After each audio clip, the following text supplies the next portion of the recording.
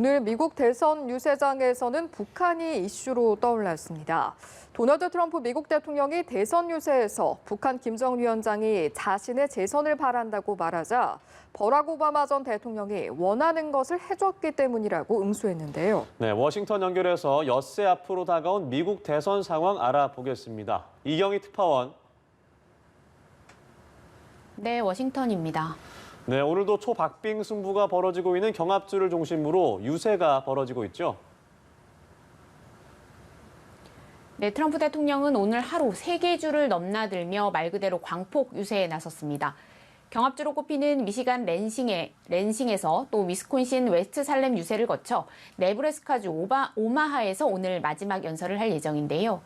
조 바이든 민주당 후보는 4년 전 트럼프 대통령이 승리를 했지만 이번 대선에선 접전 지역으로 분류되는 조지아를 찾았습니다. 지원군들도 경합주 곳곳으로 흩어져 총력전을 펼치고 있습니다. 트럼프 대통령의 부인 멜라니아 트럼프 여사는 처음으로 단독 유세에 나섰는데요. 어제 트럼프 대통령이 3군데나 돌며 총력전을 폈던 핵심 경합주 펜실베이니아로 향했습니다. 바이든 후보의 핵심 지원군 버락 오바마 전 대통령은 최대 경합주 플로리다 올랜도에서 지원 유세에 나섰는데요. 북한 관련 언급이 있었습니다. 트럼프 대통령이 유세에서 북한이 자신이 재선되길 바란다고 말한 것과 관련해서 이에 대한 반박을 한 겁니다. We know. We know because you've been giving them whatever they want. For the last 4 years, of course they want you to win. That's not a good thing. You shouldn't brag about the fact that some of our greatest adversaries think they'd be better off with you in office. Of course they do. 앞서 트럼프 대통령은 유세에서 북한 김정은 국무위원장과 시진핑 중국 국가주석, 러시아 푸틴 대통령이 자신의 재선을 바라고 있다면서 바이든 후보는 그들을 상대하기엔 약한 후보라는 단골 주장을 또 폈습니다. 네, 그런데 트럼프 대통령이 하루 종일 시간을 보낼 정도로 공을 들이고 있는 경합주가 바로 펜실베이니아인데 여기서 흑인이 경찰이 쏜 총에 맞아서 숨지는 사건이 일어나 막판 변수로 부상할 조짐이라고요? 그렇습니다. 펜실베이니아는 트럼프 대통령이 어제 하루 3개 지역을 돌면서 집중 유세를 벌였고 유세 일정을 잡지 않았던 바이든 후보도 전격 방문했을 정도로 두 후보 모두 공을 들이는 경합주 중에서도 핵심 지역입니다.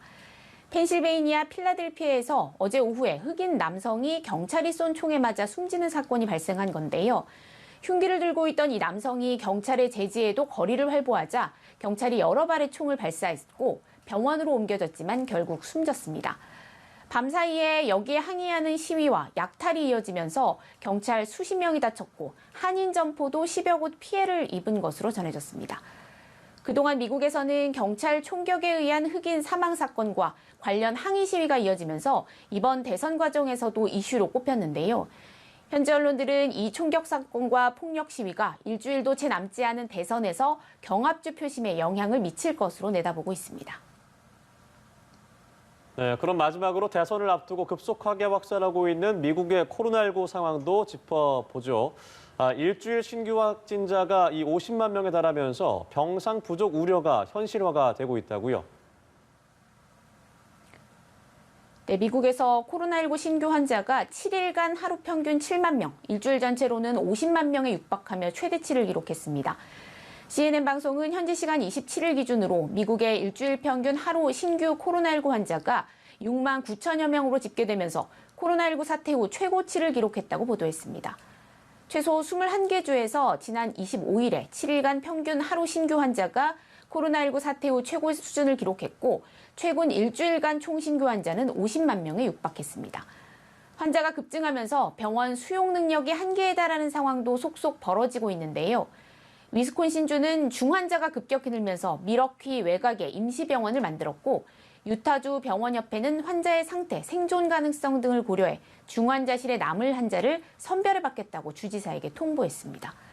지금까지 워싱턴에서 전해드렸습니다.